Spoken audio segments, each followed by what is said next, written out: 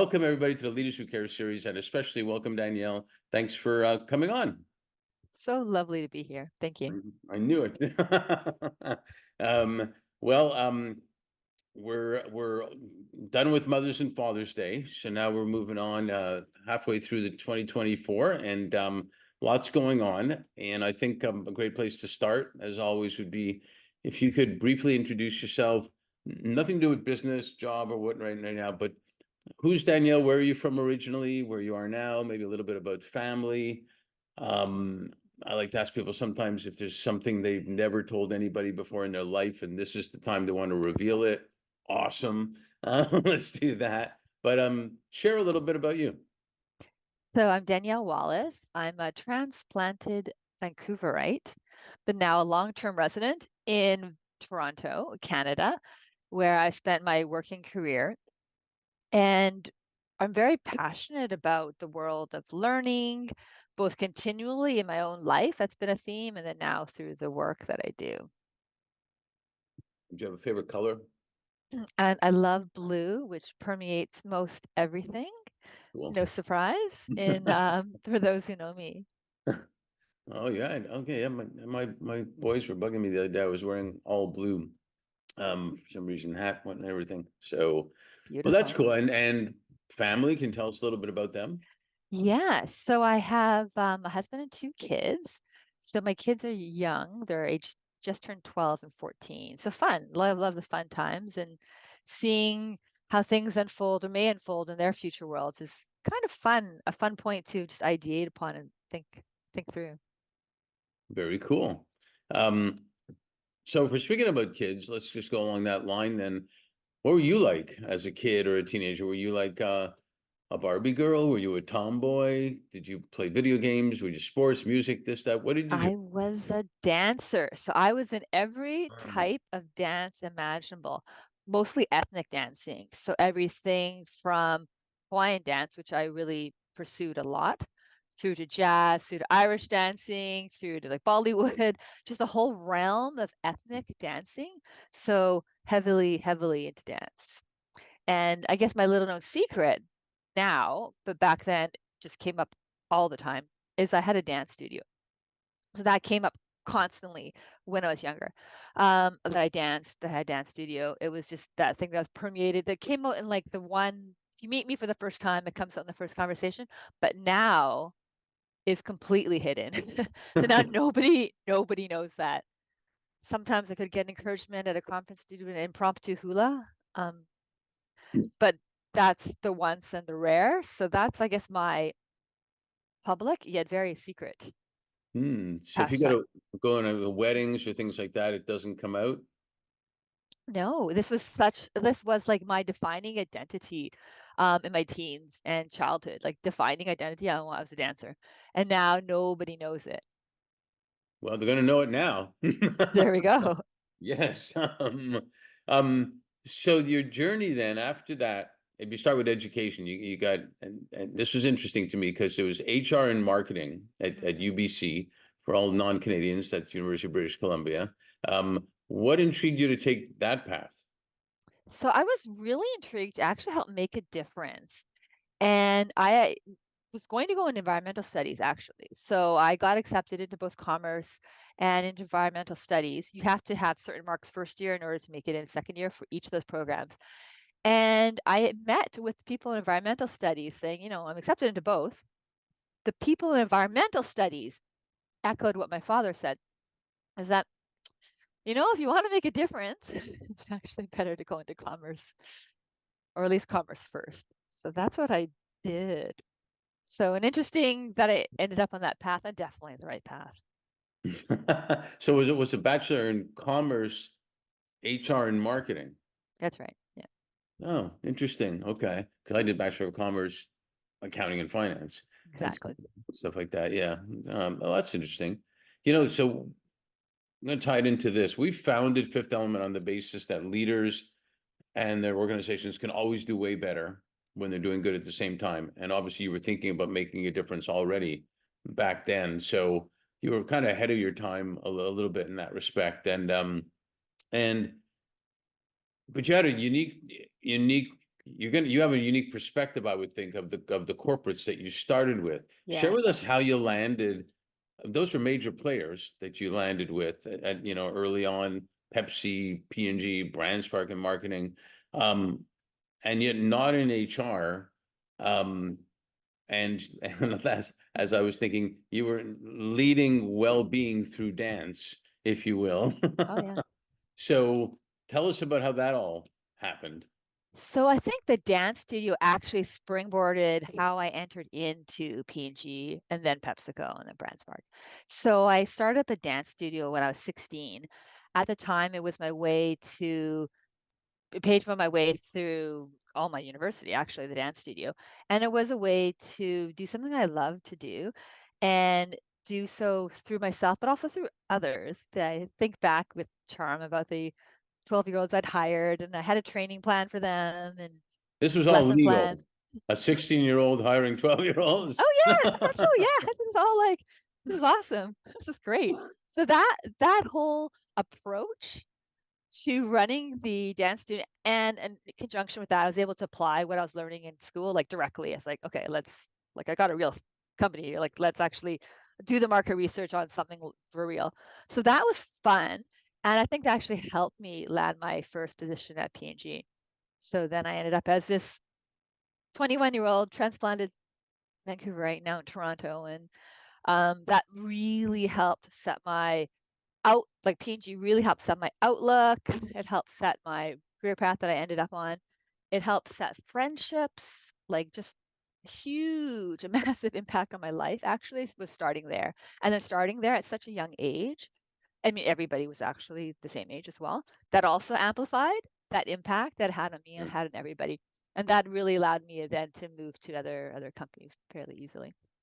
It's interesting because sometimes we don't recognize the experiences we get from certain things. And I had a young fellow a number of years ago said, I don't really have a lot of experience, but I saw on the bottom of his resume, he said he ran a Santa Claus parade. And I Oh, asked him, it caught my attention, especially because I was the first Jewish guy to run the Santa Claus parade in Winnipeg, Canada, believe it or not. wow. That was a strange story in itself, but I knew what went into something like that, and I asked him, "Well, so what did you do for the parade?" And he said, "Wow, you wouldn't believe it. The sponsorships, the city I had to talk to, the companies that were sponsoring, arguing about who went where in the order of the float. What happens if it rains? Da da da da da." And I said, "Yeah, you don't really have much experience." Um, so what you got in the dance studio, and good for I guess P&G was your first one for recognizing that because it's important stuff. Yeah, when people don't necessarily have the tangible work experience, but people have just like that example, they have experience. I mean, and I think our modern world is moving towards that way where it's less about actually what credentials you have or past experience, but just whether or not you have the skills, which is lovely because that opens up the workforce to so many more people. Yeah. How much did that work influence your personal vision, your knowledge, your Oh, obviously your like you said, your relationships and being as an inflection point, if you will, or setting up a foundation to get you then into learning and development? oh, huge actually. So P&G is known for being a great training ground, which it is. So I very quickly got myself involved into the learning and development as much as I could, realizing it was still side of my desk. But I already knew from my work with a dance studio that I really liked facilitating and helping others learn. So like that was already the theme. I just hadn't expressed how and seen how that would manifest. So P&G gave me the opportunity and the encouragement to do that. Like, great, you want to run how to sell for marketing people? Sure, go ahead, do that. You want to be involved in the DE&I? Like, let's get you certified. No problem. Like, it was phenomenal, that outlook and just really setting up and supporting passions. And these are things actually that I see now that I take away and I put into my own company with my own team. Like these are directly the same thing. So there's so much correlation. It's really cool. And as a result, I'm really able to give my own team members the opportunity to explore and grow where they want to learn. So everything comes through, it comes around. Yeah, it is really fantastic. And when you learn how to trust people and you give them the opportunity to do something great and they see that you trust them to do that, they see that you believe in them, so many great things can happen, right? It's Um, beautiful. so you're a woman, and how we were launched on International Women's Day 6 years ago, our firm, because we've done a lot with women in diversity and women leadership and stuff like that. Can you describe a little bit in this journey you were on, how it felt being a woman in at that Mm, time in that big corporate world where yeah. it's a world of diversity, a world of different partnerships, a world of everything. Yeah, very interesting because so again, I mentioned started my career at Procter and Gamble. So it's this well-oiled, diverse, inclusive machine, but the rest of the world isn't. So when you travel around other cities where there's P&G headquarters, it's a very different experience. When you travel outside our own office in the general office, it's a very different experience. So there I was, 21 in my early 20s, going to different sales trade shows. And, it's the rest of the world, the rest of the working world, especially within different industries, they're not so open. So I reflect now, I'm like, oh, wow. I like that's an interesting experience. Like I would handle this, I would probably take um stock of it more if this happened now, or I'd maybe say a lot more.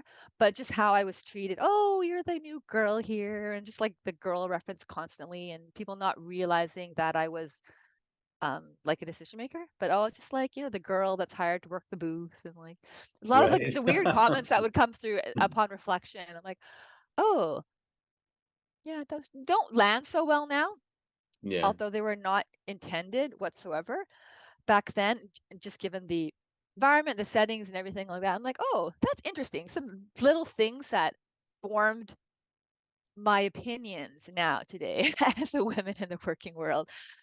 It's interesting having those insights, bringing forth those insights, and really ensuring that there's this more of this eradication of boys club that I saw saw into, and then just dispelling some of the assumptions that were out there in the larger world for working peoples.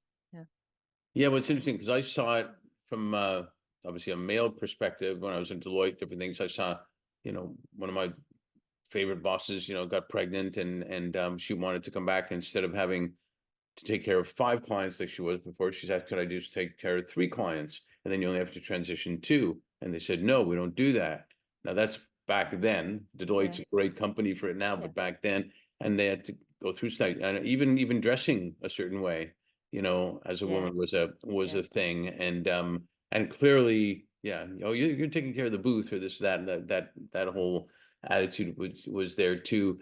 How did you find yourself thriving, if you will, and then taking all of that to differentiate yourself now at Beyond the Sky? And you intimated a little bit about it, about how you treat your team. Um, and while at the same time making both an economic and social impact, in other words, making money and making a difference at the same time.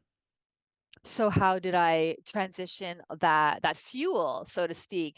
Yeah. That really helped me instill the values. So everything I do is values based. Really, again, stemming from those past experiences and past companies. So my own organization is values based, and we work with other organizations that share the same values. What a crazy That's concept. that's critical Yeah. and easier, not maybe not as common as one might think.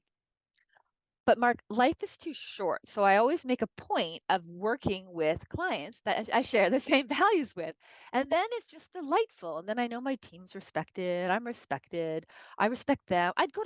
My gosh, I go to bat for my clients. No problem. Just because we're already on the same point of having the same values. And then we're really able to drive amazing things going forward because we're already on the solid foundation. So that's where it's just magic. Sounds to me like you were doing learning and development before you were doing learning and development. Oh, yeah. I think I was. I think it's always been there. I've had, again, from my P&G days, 2003, I created a personal mission statement, objectives, goals, strategy, measures made for my life, and every year I'd refine it. So it's my own formal capital S strategy. And it was my mission statement within that was also to be a conduit for development. So that's been my guiding purpose. And it's manifested through, well, it's being a conduit for development, so helping others grow and learn. and that's always been there. And it's amazing now being able to see that more directly, not just my team members or those that my direct reports, but being able to amplify that a lot more. So that's fun. So that's always been the same theme and the same mission statement. And now it's just at large. So it's a lovely way to help live one's life. Again, just really driven on values and your mission statement. I always love to find the threads, and it seems to me you were doing that at the dance studio too. Yeah, yeah, definitely. Oh, it was amazing, Mark, to be able to give people creative freedom. So I taught from kids to adults. I look back now, I'm like, whoa, that was crazy. But these were kids who were on like the spectrum and they were like narrating in front of audiences, the next shows that were coming online, like no problem. Like just that freedom and the ability to practice new skills, try it out, try it out at a bigger stage if wanted. Like it was just amazing how well things work together. And then the friendships I saw different people make, the friendships I saw the adults make. These are like lifelong bonds. Right. Cool. And it's like, oh, it's not from a dance studio. Okay, that's kind of weird. But just these threads permeate through and truly just trying to help me be a conduit for their development, right? That's what Yeah. fuels me. And it might be weird, but it's real, type Oh thing. yeah. And I actually know the lady that founded that company, Real. But where you're whether it's kids or whatnot, we'll talk about influence a little bit, but you know, we're always influencing people one way or another, and if it's our choice to do it Yeah. positively or negatively, and Yeah. and whether it's dance studio or a sports team, and I interview a lot of executives who tell me, especially men, they tell me about that time the coach put them in when they were 12 years old on a big play in the game. And they hold that's their whole foundation for their confidence in their whole life, basically. Yeah. Yeah. So, it's not weird, actually. It's fantastic that things like that happen, and there usually is a thread. And I can relate to what you're talking about. People have the same values. That's why we trademark. That's why we are working with leaders who care. That's why we are highlighting leaders who care, because that's all people want, is to have leaders who Right? care. That's true. That's so true, right? And again, that comes to help the same values. Yeah, absolutely. So now, speaking of caring, in a way, here we are. The fourth industrial revolution has been defined pretty well as technology, AI, VR, AR, you name it, going on. And the Yeah. fifth, though, is become about humanity, and how do they come together? In our business, we have impact and talent using technology resources to make it come together. But it's happening super fast. Mhm. And leaders who care, in our mind, we've changed the term soft skills to high skills, human intelligence skills, because I never like soft skills. It makes people think they're fluffy, not important. Um, but they really are. With all this going on and your expertise, your experiences that you had, what are your thoughts?